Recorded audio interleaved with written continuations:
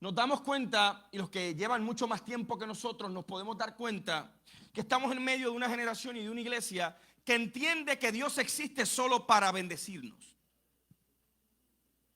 De un Dios que está a mi merced y que Él no tiene nada que pedirme ni cuentas por el estilo. Que yo puedo vivir como yo quiera y hacer como yo quiera y tomar las decisiones que yo quiera. Y nos hemos desatendido la idea de que el Dios que nos bendice es el Dios que también nos evalúa. Y es el Dios que está en constante proceso de llamado a la iglesia para que no nos perdamos en el camino, específicamente de no obedecerle. Y Dios quiere que este mensaje, y aquí hay pastores y líderes, y a los líderes de la casa también, yo quiero que usted entienda una cosa. La palabra del Señor dada a las iglesias de Apocalipsis estaban dirigidas al liderato de la iglesia, al ángel de la iglesia, o el ángel o el pastor de la iglesia, el mensajero del Señor. Y hoy yo quiero que nosotros también podamos tener la oportunidad de repensar como líder cómo yo estoy respondiendo a lo que Dios me está pidiendo. Y escuche bien, esta primera parte va a ser un poquito más tediosa, pero después vamos a la parte que a usted le gusta. La iglesia de Éfeso es una iglesia con grandes capacidades. Una iglesia que había crecido, que tiene una responsabilidad evangelística extraordinaria, que levantaba obreros, que Dios les usaba. No hay ningún reproche con las capacidades y menos con la capacidad teológica bíblica de aquella iglesia. Y esta iglesia era una con mucha ortodoxia. Y la ortodoxia, según el diccionario teológico de Harrison, se puede definir como la creencia correcta y también la oposición a la herejía. Y esta palabra es muy importante porque dentro de algunas iglesias reformadas o luteranas tratan de conservar los credos de la iglesia. Y una de las cosas que yo he visto dentro de nuestras iglesias carismáticas es que por cualquier milagro la gente se sorprende. Yo soy un continuista, soy un pentecostal, creo en todos los dones, pero yo también creo que lo que nosotros creemos formula nuestras prácticas. Y a veces pensamos que esto es una cuestión solamente espiritualista y no nos damos cuenta que el Señor también nos llama a revisar qué estamos creyendo. Y las iglesias de Apocalipsis tenían tres propósitos fundamentales. Número uno, se reunía el pueblo de Dios para rendir culto, para tener comunión y para alcanzar a otros. Esta iglesia era una iglesia, y voy a utilizar una palabra que los jóvenes todos van a entender, muy trending. Estaba en tendencia, era respetable, tenía un buen testimonio dentro de la ciudad, la gente le admiraba, le respetaba. Sin embargo, todas las iglesias de Asia Menor tenían los mismos peligros que le acechaban y tenían que soportar oposición por parte de las fuerzas externas y engaños por parte del movimiento interno que pudiese ser parte de la iglesia.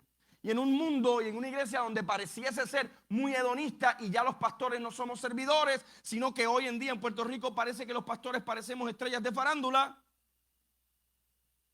¿Usted está aquí?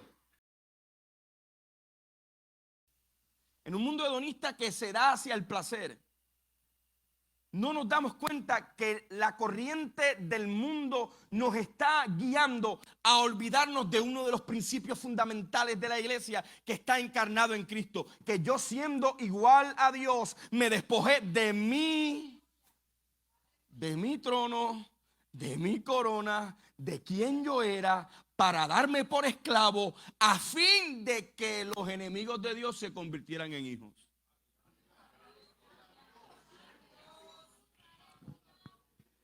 La iglesia no existe para sí misma.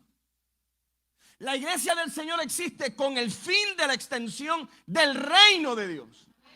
Y cuando una iglesia comienza a vivir para sí misma, comienza a corromperse. Y antes las iglesias solamente tenían los periódicos, tenían televisor, algunos canales, alguna radio, pero hoy las iglesias tenemos una exposición inmediata, Facebook Live, y ya estamos, la gente nos está viendo. Y de alguna manera hemos perdido el sentido de la responsabilidad de que nosotros no somos la iglesia para hacer trending, sino que tenemos una responsabilidad con el Dios que nos ha llamado. Escuche bien lo que le voy a decir, pastor, líder, iglesia aquí en Villarrica. Ustedes no son victoriosos por el tiempo que llevan sirviendo, sino porque han sido llamados. Nada inicia sin un llamado. ¿Usted me está escuchando? Y esto yo creo que es importantísimo. Usted puede ir al seminario, pero sin llamado fracasa. Usted puede hacer un doctorado y un PhD en teología, pero sin un llamado fracasa. Porque nosotros no iniciamos nada, sino que nosotros, estando pasivos, el Dios activo nos encuentra en el camino y nos llama a fin de que su nombre sea glorificado. Bien, yo quiero que entendamos el contexto social de la iglesia de Éfeso. Esta ciudad donde estaba tenía un importante puerto marino y era famosa por el gran templo de Artemisa o Diana para los romanos. Por otra parte, era famosa también por los libros de magia, y a estos libros se les conocía como los libros efesinos. La magia de Asia Menor nacía en Éfeso. Y yo no sé si usted se ha dado cuenta, pero ahora hay predicadores que parecen más magos que otra cosa, ¿no? Si el milagro no exalta el nombre de Dios, no vino de Dios. Yo quiero que usted entienda esto. Si el milagro no exalta el nombre de Dios, no viene de Dios. La población judía en aquel lugar era grande. Tenía una ciudadanía muy extensa de judíos. Pablo predicó allí. El nivel de moralidad era muy bajo, a nivel de que el filósofo griego Heráclito decía que la moralidad en el templo era peor que las bestias. O sea, había un problema moral dentro de la ciudad. Y allí estaba plantada la iglesia de Éfeso, en medio de una ciudad con muchos avances, pero también asediada por la inmoralidad, por la magia, por la corrupción de la época. Pero luego de ver ese contexto social y religioso, quiero que veamos la importancia que tiene el cierre de las cartas. En medio de este aniversario, usted tiene que entender una cosa: que no cerramos ningún capítulo, que nuestros oídos deben estar abiertos a lo que Dios va a hacer. Hay iglesias que se han acostumbrado tanto y han empezado a vivir una ortodoxia que ya pareciese que el Espíritu Santo es molestoso dentro de la iglesia. Que ya el Espíritu Santo no es necesario, porque como ahora nosotros llevamos tantos años liderando que ya no necesitamos el Espíritu Santo. Nosotros llevamos tantos años ejecutando, sirviendo. ¿A cuántos países ha ido? A 57, a 60, a 80, a 90. Y el Señor sigue diciéndonos lo mismo. Recuerden que sus logros no se tratan de ustedes, sino que yo les he acompañado en el camino. Y pareciese que hay un gran peligro de la iglesia que olvida lo que el Espíritu tiene que decir. Y yo quiero que usted entienda esto, porque hay un montón de predicadores diciendo que ya los dones cesaron y que ya Dios no habla. Pues yo creo lo contrario. Y si hubiese sido así, la Biblia en Apocalipsis no hubiera dicho sigan oyendo lo que el Espíritu dice, sino lo que el Espíritu dijo.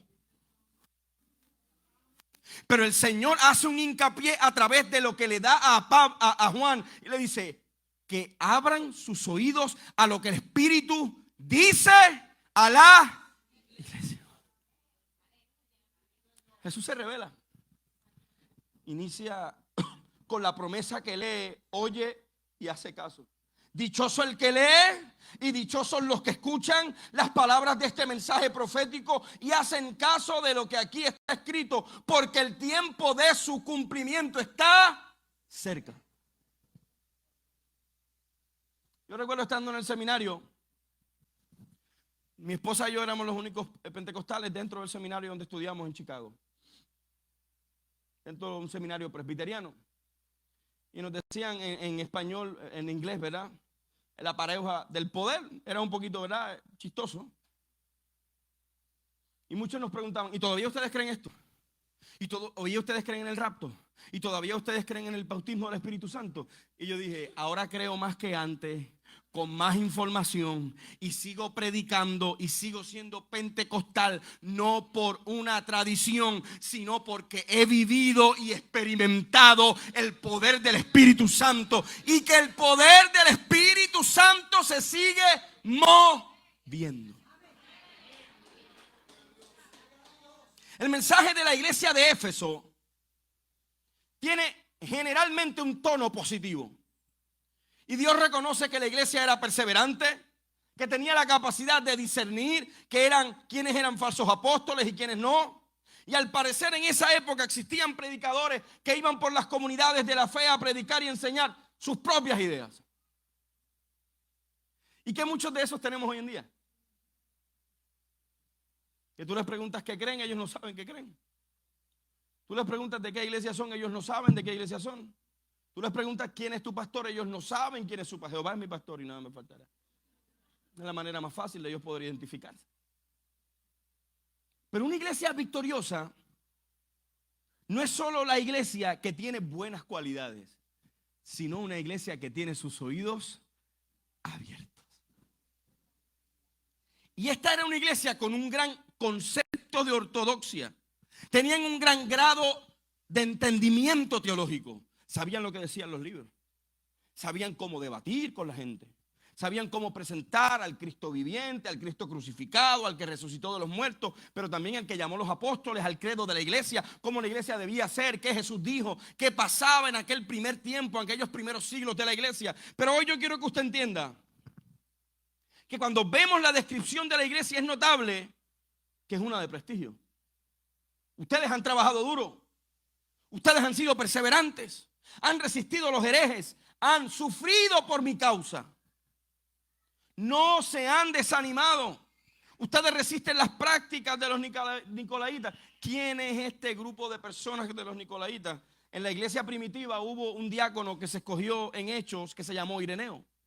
Y ese Ireneo enseñó a los seguidores de Nicolaos, un converso al judaísmo, pero ese diácono luego, ¿verdad?, comenzó a enseñar que la vida inmoral no era un problema, que podían alabar a Dios y podían vivir inmoralmente y no había ningún problema, que Dios no nos llamaba a la separación ni a la santidad, sino que podían practicar la comida a los ídolos. Y Éfeso era una iglesia disciplinada y de mucha santidad, y tenían dedicación, pero en el culto, escucha bien lo que le voy a decir, ya Dios no era el centro. Disciplinada, buena capacidad de oratoria, buenos predicadores, un buen programa, pero Dios ya no era el centro. Y yo quiero que nos podamos detener en este lugar porque es importantísimo que nosotros hagamos una reflexión en nuestra vida cristiana. Tenían dedicación, eran muy moralistas, tenían una doctrina muy rígida en medio de la vida cotidiana y social de Éfeso, pero se habían olvidado que Dios era quien les sostenía.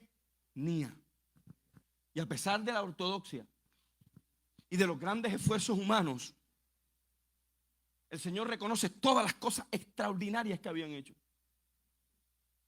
Y les dice, pero tengo un reproche contra ustedes, que han perdido el primer amor. Ya la oración no es importante porque ya yo sé lo que dice la Biblia. Y yo quiero que tú entiendas una cosa, que el conocimiento bíblico no reemplaza la oración de rodillas. Que no importa que cantemos de Maverick, de Hillsong, o de Israel Houghton, o del himnario pentecostal, o de los himnos de gloria, si Dios no es el centro de nuestras canciones, todo lo que hacemos es en vano.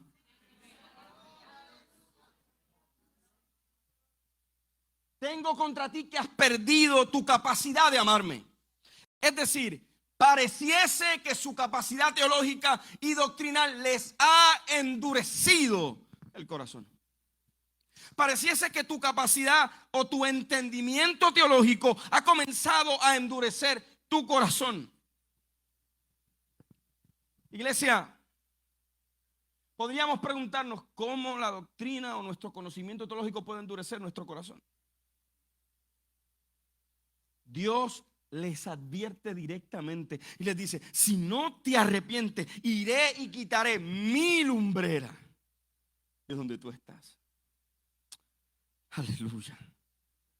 Y yo quiero que tú y yo podamos recordar el texto donde Dios llama a Samuel y le dice: Samuel, Samuel. Pero la Biblia, el escritor, lo describe de la siguiente manera: que antes que la lámpara se apagara, Jehová llamó a Samuel. Yo creo que hay un llamado de Dios para la iglesia en Puerto Rico. Que no importa que llenemos los coliseos, que no importa que nuestras convenciones sean extraordinarias, que no importa que el gobierno nos llame a fortaleza, que no importa que asesoremos los gobernantes, antes que la lámpara se apague, tenemos que estar pendientes a lo que Dios quiere decir. En aquel momento ya había un sacerdote, pero el sacerdote le faltaba visión. Y Dios llamó a alguien que no le conocía. Porque aunque Samuel vivía en su casa, no le conocía. Pero miren cómo es Dios.